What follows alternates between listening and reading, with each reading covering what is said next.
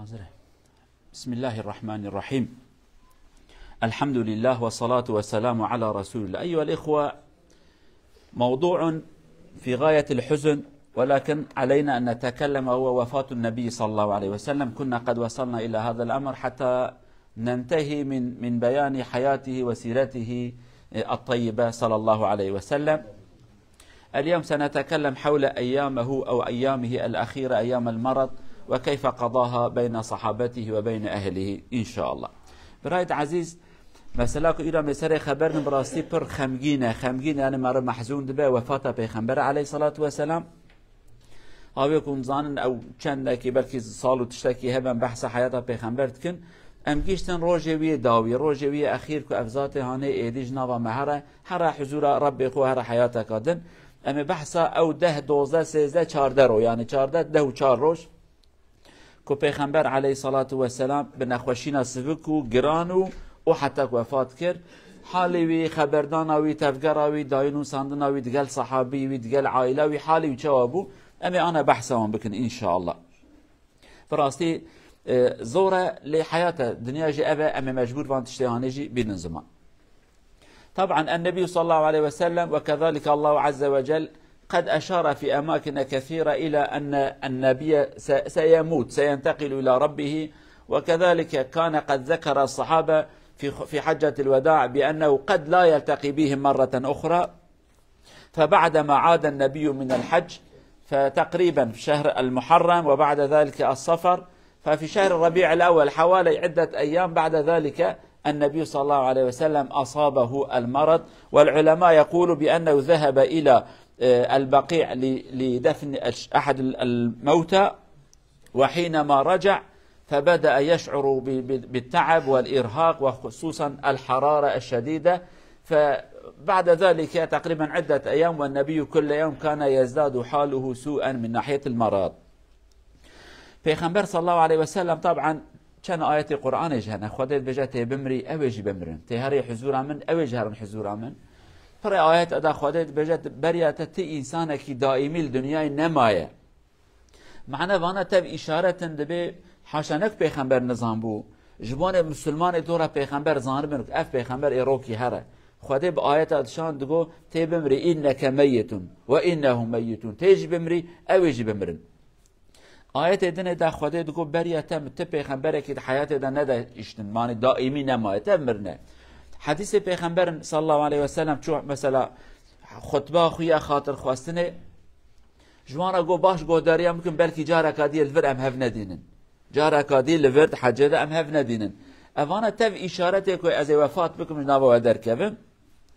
پیغمبر علیه الصلاة والسلام سروان اشارت ایدی دست پیکا نخوشینا دست پیکر پشت کش حجه زفری و کبه بیرا و مگو عسکر اسامه بیزا که اسلامی حاضر کرد عسکر که بشین آلی شامه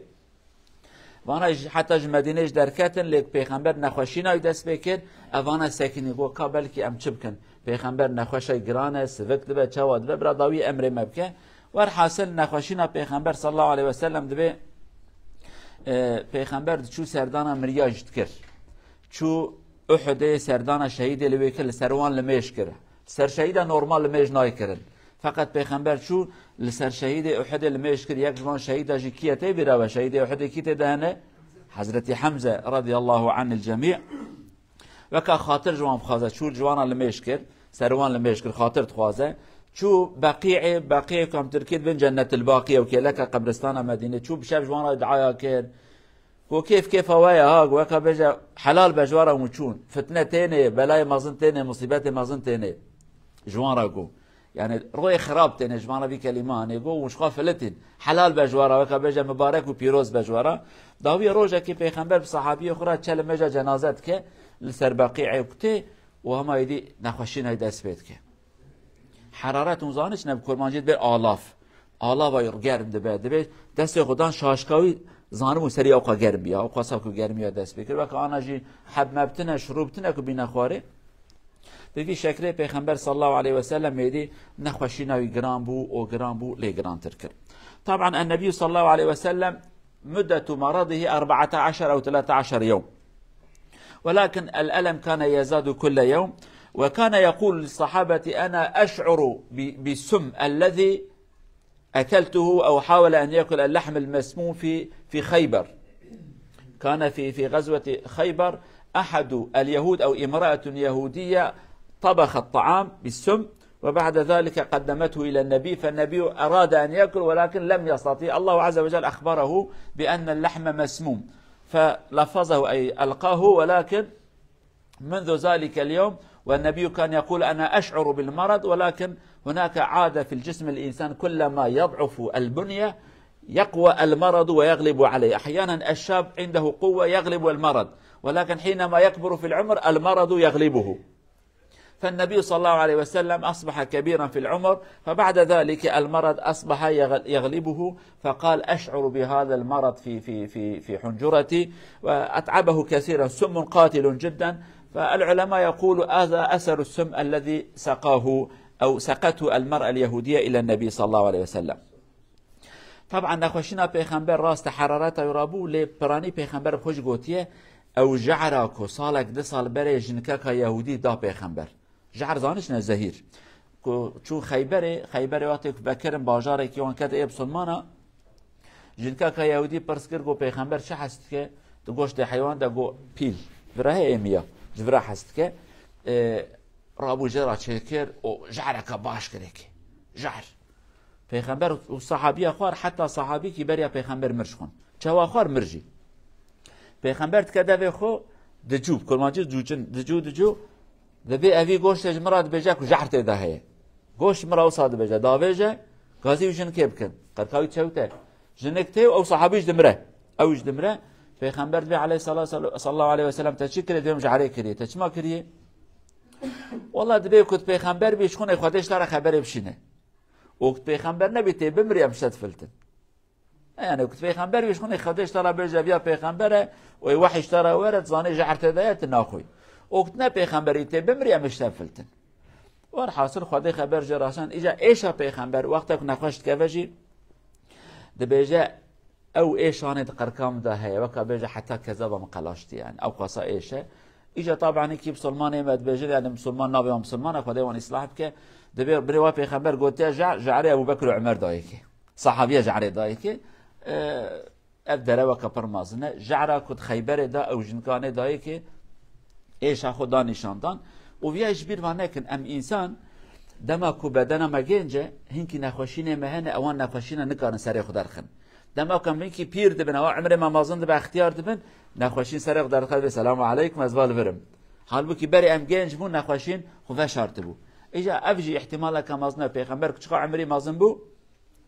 بدنوی ایدی ضعیف بو نخوشین سر خدا خص او زرارا کو جعره دایه که او زرار سر خدا خص و پیغمبر گو او ایشانه و دست بيت که و گرانی سر زیده کرد. طبعا في الأسبوع الأخير النبي كان ينتقل من زوجة إلى زوجة، ولكن في الأسبوع الأخير فالأزواج النبي يقول صلى الله عليه وسلم وتقولنا والنبي صلى الله عليه وسلم كان يدرك بأنه يصعب عليه أن ينتقل كل يوم من بيت إلى بيت، فكان يقول أين أنا غدا دائما غدا عند أي زوجة، ففهمنا بأن النبي يريد البقاء في أحد المنازل، فالنساء اخترنا أو قلنا للنبي فأنت حر تبقى في أي منزل فأنت حر، فاختار النبي أن يبقى عند عائشة رضي الله عنها، فقضى الأيام الأخير عند سيدة عائشة. هذا كذلك للتاريخ نذكرها. وسيدة عائشة كانت تقرأ سورة المعوذتين وتنفخ في يد النبي وتمسح بيد النبي بدن النبي، لأن يد النبي مبارك فلا تمسح بيدها بل تمسح بيد النبي وجود النبي صلى الله عليه وسلم رجاء البركة والشفاء. هذا كذلك ما ورد في الكتب إلينا. پیغمبر صلى الله عليه وسلم وزانت أي جني وشان حبون أو ندي حب جنيبون إجا عادته پیغمبر ذاته وكاي عادل جنكينا بنت جنا من آدنه بكرديد بين يك حالتها منه يعني يك جن أو جن پیغمبر عادل بود جم تفك جني خوبو حتى وان روجي عول 4-5 روج هرو چو مالا جنك لي نخوشه جبرات جبرات چلفر لي دو صبي الجم كيما دروسي رو درباس و صبي سراكيه صبي دورا كيجا جنا من صبي اكيه جنا فهم كركو پیغمبر خوازل مالكي داب سكن هرو نچ مالكي زحمت نخوشه جرگو يا رسول خدا تخوازي هري جم كي تزاني پیغمبر خدا صلى الله عليه وسلم گو من مال عائشه بيلن چود مال عائشه دما اگه جمونه کوچوندن و هاتنا پیغمبر جرا گران نبه یعنی نخوشش خون جوی مالی هروی مالی جوی مالی هروی مالی جفرا ببر وی مالی زحمت نکاره بمشه یعنی او قصه کتیه گوتن یا رسول خدا تلقد قاضی کم بد مال عایشه دادینن یک عایشه هم گنج بو عاد دو عایشه قیزه ابو بکر ده چوندن و هاتن راحت ابو بکر و صحابی مازن کارن ورن جبری پیغمبر خواست مال عایشه دا بسخنه او زاروک عایشه اشتنبون که زاروک بگریم قیرقیر بکن جعل بکن فرداوی دا بکن لو اینکه جنه پیغمبر اختیار بون پیر بون زاروک یوان هبون ایجا پیغمبر خواست مال عایشه دا بسخنه لی حضرت عایشه چد کر خدا جرازی به قل اعوذ برب الفلق قل اعوذ برب الناس من سورته نه خیر و برکت دخان فکر دست پیغمبر جان پیغمبر دادا صلی الله علیه و سلم چون که دست پیغمبر برکته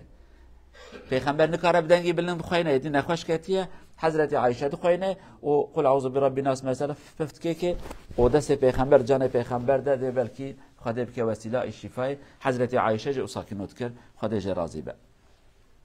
طبعا النبي صلى الله عليه وسلم كذلك حصل معه احيانا كان المرض يخف على النبي فيحاول أن يخرج وعدة أيام كان يذهب إلى الصلاة ويصلي بهم وهو مريض لا يترك الصلاة وكذلك لا يترك الجماعة ففي أحد الأيام 3 مرات يقول أيها الناس من كان له حق علي فليأخذ حقه مني الكبار هكذا يخافون الله عز وجل لا يحب أن يذهبوا إلى الله وفي رقبتهم حقوق البشر يحب أن يتحللوا من جميع الحقوق في الدنيا قبل الآخرة لا يقول في الآخرة الله كريم لا الله أكرم ولكن في الدنيا عليه أن يقوم بوظيفته فكان يقول من كنت جلدت له ظهرا فهذا ظهري فليستقد مني ومن كنت شتمت له عرضا فهذا عرضي فليستقد مني أي يعرض عليهم من له حق من قد أزيته فلينتقم مني لا يترك هذا للآخرة يوم لا ينفع مال ولا بنون فكان النبي يقول كذا أحد الصحابة قال لي 3 دنانير عندك فأعطاه فالباقي انتهى فكلهم كانوا قد رضوا عن النبي أو راضين عن النبي صلى الله عليه وسلم پیغمبر دچو جهات هم نخوش ولكن يدبر لمش كدهات روزه کی پیغمبر چو سر خطبه کی خوان جوان تشتکی گو تشتکی قالك مهمه كو ايرو كسكيج ما ناخذ بيجش مع الاسف امش بلاك ايمانه ما ضعيفه پیغمبر گو قالوا صحابيه من ظلميل كي كربه من نحقيل كي كربه من مال كي خواربه من كي ايشان دبه حقي خوش من بخوازن الاخرته داش من ناخوازن اخرته نكارم بدموه چن حميري اواكينو يرو هنا يعني وقمازنا دولته ديتيه كدر كمج ملات اخرى بيج من ظلميل كي كريا ورن حقي خوش من بخوازن من مال كي خواريه ها مالای خراب کرد یعنی پیغمبر در کت خطبه دا گوگل و انسان هم ظلميل كي كربه ورن حقي خوش من بخوازن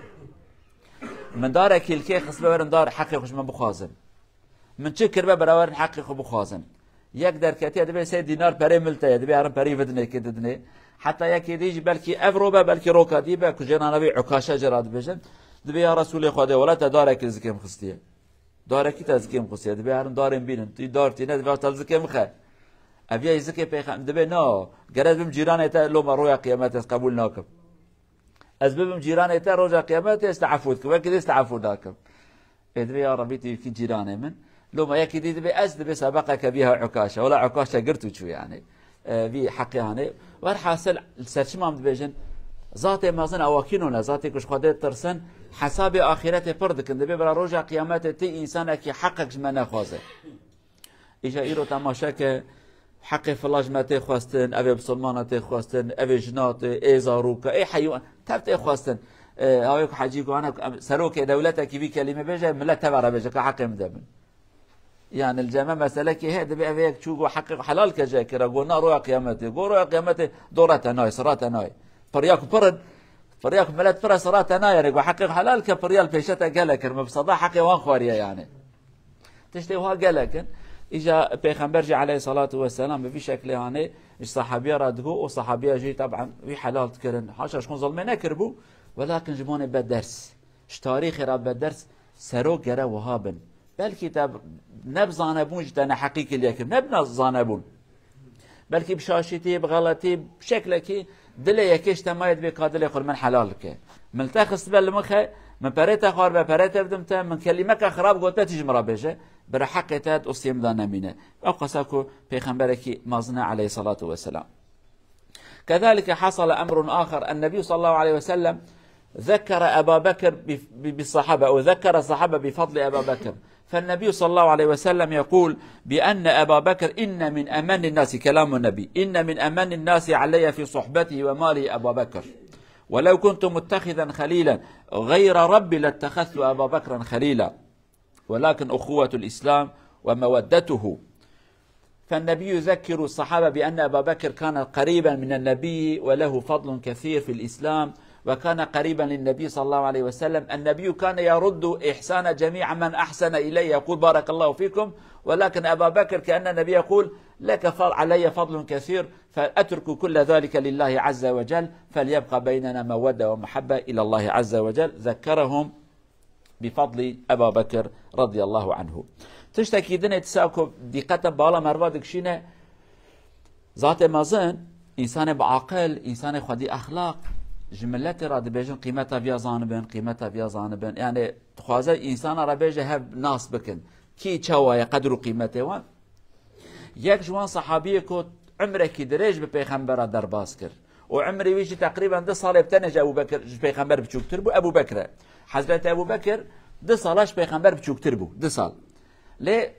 چه قصه انسان کی ادب و نازک بو. قاوا كنت قلت عمري تشقيش بيخنبرت قو يا رسول خدا اشتا بيرترم تجمن ماستري چه ادبك مازن، ها ادبك چقا مازن، اشتا بيرترم اختيار ترم يعني، اما تدها مازني ند قلت بجمن ماستري لو راستا بيخنبر 2 سالا جه ماستره. ليش بونه كو كيمانية اختيارية نسبة رالي پیغمبر نبيت پیر بوي تكال بوي، لو عادت انسان تبيت تكال بوي دي دسمجة تناسكرت دي نكاري بمشيت نكاري نام بخوي عادت انسانه. ابو بكر ندخس بيت تشتش پیغمبر بيجه دغو تجمن ماستري، اما اشتا پيرترم اشتا كالترم. اجا پیغمبر جي صحابي را قيمه ابو بكر بزان من بقى بيجه از قالك منتاري ابو بكر پر قنجیاوی رندیاوی سر من هي آلی کاریا مکریه شوا هجرت دا قیزا خدا که روجه اول بیا مسلمان حتی پیغمبر وفات کریل که لکا پیغمبر بیا علیه الصلاة والسلام دی هجرت دا جنقتی حساب شوا هجرت دا پیرا بیا دی بدر دا احد دا خندق دا وانا تف پیرا بیا تشکی چه دبو چود که لکا پیغمبر سکنی قیزا خدا پیغمبر صلی الله علیه و سلم. پیغمبر چه قدر و قیمت پردای پیغمبر گوهای وجه ابو بکر جهبه او الجامن قال لك انسانه کی شيرينه. طبعا في كذلك مرة من المرات النبي أتى إلى المسجد ولا يستطيع أن يمشي، فأبو بكر كان يؤم الناس بالصلاة لأنه قد أمر قال مروا أبا بكر فليصلي بالناس. أبا بكر كان يصلي بالناس، وهناك الآن من يقول لا أبا بكر لا، واحد آخر كان يصلي، ولكن الصحيح بأن أبا بكر رضي الله عنه كان يصلي بهم. فأتى النبي فأشار إلى أبا بكر أن يبقى في مكانه، فلكن أبا بكر تأخر وأتى النبي وجلس بجنبه. أبو بكر كان إماما وأبو بكر عفوا النبي كان إمام وأبو بكر يبلغ كلام النبي إلى الجماعة. النبي هو الإمام ولكن جالس، أبو بكر هو الذي يبلغ كلام النبي، يرفع صوته وهو الذي يقوم بوظيفة السماع كما نقول. هذا ما قام به. وبعد صلاة قال النبي لماذا تأخرت؟ قال ابن أبا قحافة لا يستطيع أن يكون إماما للنبي صلى الله عليه وسلم، يقصد به نفسه، أنا لا أستطيع أن أكون إماما للنبي عليه الصلاة والسلام. تشتكي ديجي پیغمبر چود هات لمشت کرد روزه کی نکاره بمشه ده حباوی آنیج مالا خود درخستن و دمه داجی پیغمبر گو بر ابو بکر ببه امام. 3-4 روزه پاشی ابو بکر امامتی کرد، پیغمبر امر کرد گو بجه بر ابو بکر به امام. دماغ امامتی کرد روکی هات پیغمبر هات بزوری آنین ابو بکر پاش دهات. پیغمبر يعني اشار اليه بيقول نشه باز نشه ابو بکر هات، طبعا خبر ناده هات پیغمبر ملی چپل که لک ابو بکر دان سکنادن رونشت. پیغمبر امامتیت که ابو بکر جی دنگ پیغمبر بلند که والله اکبر سمع الله لمن حمیده حتی سلام دان. پیغمبر گویا ابو بکر چما باش دا چوی؟ گو نا گو کره ابو قحافه، یعنی ابو قحافه باوی بو جراد گفتن کره ابو قحافه و کره ابو قحافه نکاره به امامش پیغمبر با چه کار به امام، یعنی اویاجی ادب و مازن ایرو انسان اكيد تجرا بجال پیشا شیخک لمش که الله اکبر كيف فايته دي ازما شيخ ازما امام الشيخ امام الشيخ. ولكن حضرت ابو بكر قلنا قو كره ابو قحافه نكره امامتيش پیغمبر بك او نكره جرا امامتي بك. طبعا النبي صلى الله عليه وسلم اشتد عليه المرض. ونأتي إلى يوم الأخير. في اليوم الأخير صلاة الصبح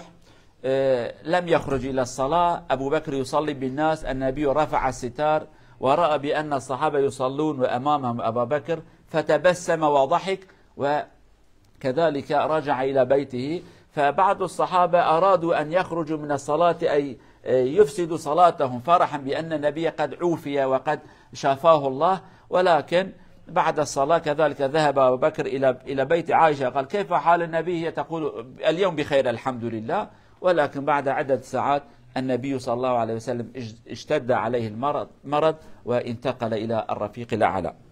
وكلماته الأخيرة حينما تقول سيدة عائشة كنت أسمع كلمات النبي صلى الله عليه وسلم يقول يعمل أصبعه هكذا يرفع يده ويقول مع الذين أنعم الله عليهم من النبيين والصديقين والشهداء والصالحين، اللهم اغفر لي وارحمني وألحقني بالرفيق الأعلى، اللهم الحقني الرفيق الأعلى، أو اللهم الرفيق الأعلى. هذه الكلمات وسقط يده وانتقل إلى الله عز وجل. دقيقة داوي روجا ويا داويجي أم بيجن روجا كتدا وفات ك لمجا سرس بتسا وبكل بيشا إنسانم جماعتي المشت ك مال پیغمبر جي نوكا قصر ومسر نبون هر دري كي مالاوي جامي كدابو. وأنا ايك چونه حج عمره قبر پیغمبر وزانت كداير جامي دا اما لا پیغمبر او ادوي دا وفات كر او جي دريت ك جاميه ابو بكر لمشت ك دبي پیغمبر پردا دري بلنكر پردا بكا انا دري حسن مسمتن ابو پرده بلنكر نهرت وهم مسلمان لمشت كن دبي فتبسم وكنيا كيف هات چما كيف پیغمبرات گو تشتكم كريا وجي خديت الحمد لله اوان داركم دانيا وهيشين بون ایمان آن هی یکیتی آن هی یکیش خورا کرنه ایمان پیجی حب ایمان چه نبون الدو یکی لمشت کن هدف پیغمبر جی او بو قوانا تبد ریا خواده دهرن عز وجل. كيف پیغمبر هاد قو الحمد لله او كنيا دبي فتبسم وضحك كنيا حتى دبي هناك صحابيه خس لمجا خدر كيفش كيفه الحمد لله پیغمبر باش بو بفي كيف هاني سلام دان كيف هات الحمد لله. أبو بكر جارك هذه شو جم مالاوي كو حضرت عائشة قزاوية وخيزان پیغمبر يرو شوي والله الحمد لله يرو پر باشه يرو باشه كيف هاي خوشه قو الحمد لله. أبو بكر طبعا مدينة وكان نبو أريك الجيكي بون شو مالا خويك مالاوي دور بو شو مالا خو ولكن سيس حتى دي درباس بو پیغمبر صلى الله عليه وسلم نخوشينا إلي جرانكر أولي جرانكر. حضرت فاطمة جتي جم پیغمبر دبی تجرا تشتکی دبیجه دگری جاره کادی تشکی دجرا دبیجه دکنه. حضرت عایشه دبیجه چما کریه چما کنه دبی انا بجم سر کیه پیغمبر جمرا گوته دکنا کنا بیجه حتی پیغمبر وفات که دمان در باست دبی یا فاطمه دبو خاطر حق مکد دیاویه دیا جناباویه و ام المؤمنین دبی بو خاطر حق مکد جمرا بیجی پیغمبر اشترا گو چه چما گریه چما کنیای دبی از گریام گو از وین خوشینا خود از دمرم گو از گریام بابی من دو وفات که گو داوی جمرا گو لید مالبات هم دا ای عول که دمرت گیجم انتی اجم کیف هم هاد مگو از زوهرم گیجم بابی خو از بابی خو بدینم ابي تشتياني شي بو لي پیغمبر صلى الله عليه وسلم عمري 63 سال بو او تقريبا كان روجكي في عمري هاندا پیغمبر وفات كر صلى الله عليه وسلم. طبعا النبي حينما انتقل إلى رفيق الأعلى انتشر الخبر أتى الصحابة، فمن بين الصحابة عمر رضي الله عنه كان له موقف غريب، ولكن أبا بكر وسائر الصحابة كان لهم مواقف أخرى. على كل نترك هذا مع اختيار الخليفة للجمعة القادمة إن شاء الله، إلى أن نلتقي. ابقوا في حفظ الله ورعايته. حتى حفتاتي من البرابسن حفتاتي إن شاء الله إذا بحثا دفنوا وظيفة دنيا بالأنبر بيخمبر بكن صلى الله عليه وسلم بإذن خدا ميوان بين الزمان إن شاء الله أجمعين.